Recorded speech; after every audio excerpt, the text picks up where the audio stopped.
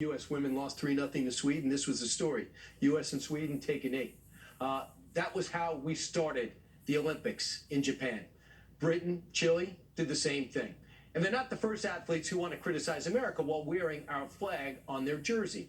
Remember in 1968, Tommie Smith, John Carlos famously chose to make a statement and protest while on the podium. But as they were busy condemning our nation, our next guest was at the same Olympics, winning a gold medal as a heavyweight while proudly displaying the American flag and showing pride in this country. You know him, George Foreman. He decided to shave his head, but he's still just as lethal, always with a great smile. Two-time heavyweight champ of the world, Olympic gold medalist George Foreman. So in 1968, George, I was only 4, but I know we were coming apart. There was a lot of people were upset about Vietnam and racial unrest, but you carried that flag around the ring. Why were you, who grew up in adverse circumstances, ready to sing the praises of the red, white, and blue? Because I've loved America all along. I've always loved America. And once you fall in love, just like falling in love with your wife, no one can say anything about it. The next night, she's my wife and I'm going to stay. That's why you make that thing, until death do we part. And that's why nothing has ever shook my faith and love in the country. And when you love a country, nothing can bother you. If you are halfway in love, you're going to have a lot of trouble. So a lot of people look at this country and everyone's seeing race and ethnic background and gender in everything. When you're in 1968, we see the video. There were black and white bathrooms and water fountains and African Americans back of the bus. There was a reason for that racial unrest. Why did it not bother you to the point where you turned your back on America?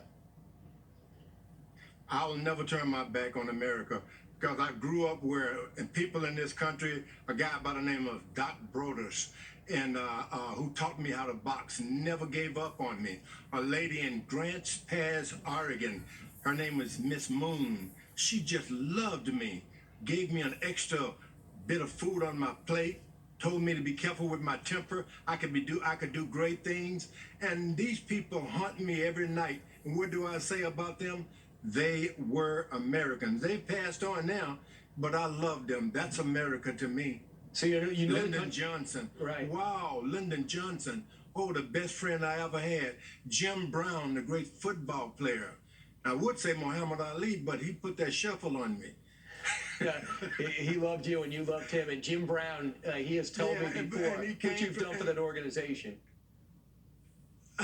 And you know, when you say something about Muhammad Ali, George Foreman, a few of us, even Joe Frazier, it was the police who started the PAL, Police Athletic League.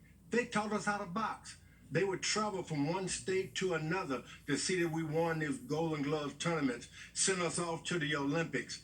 I have this fond memory and love for this country and the people in this country. Nobody will ever be able to talk me out of that. And I saw love. And the tweet on July 4th proved it to me. There was a picture of you, the one we just showed, holding the flag after winning the gold, while Tommie Smith and John Carlos helped put up the fist, Black Power. And you put the tweet out. You said for 54 years, 50 years plus, people are trying to get me to stop with praising America. Who are these people trying to get you to stop?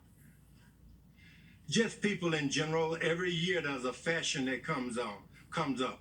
Every few years, another fashion. It's all fashionable to be anti-American. It's fashionable. And people have asked me, what are you talking about? Can't you see what was done then and what was done now? Can't you see? And I tell them swiftly, you can't talk me out of my love. Maybe you should find someone you love and you'll know what I'm talking about. This country has been really good to me, good to my mom. The last thing I heard my mother say to me, I said, can I get you anything? She said, son, I've been blessed. Everything I've ever wanted, I've been able to receive. And she talked about it there. I said, you want to move out of the country? No. She was one of those clappets, like, she raised her own chickens and eggs and all of that. We loved America, and I love America. To this day, I haven't lost one ounce or 1 pound of my love for America. I'm not going to change that. You famously said 40 is not a death sentence, and you came in back and won a heavyweight championship. You're now 70. Are we talking about a comeback? I would like to, but every time I talk about it, My kids look at my car keys, and I'm afraid they'll take them away from me. Well, you still look like a good fight, I George. can't do that. I'd like to put up a good fight, but I've had enough of that.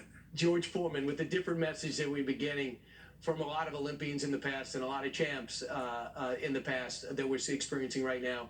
George Foreman, thanks so much. America's lucky to have you. Thank you. Come down to Nacogdoches, Texas. They got some good barbecue that way. That's all I needed was an invitation. All right, thanks so much, George Foreman. He owns most of Marshall, Texas, by the way. Up next, we've got short shorts, a drunk kid caught on a ring cam, and don't you dare call Deion Sanders Dion. He is coach. Jesse Waters next.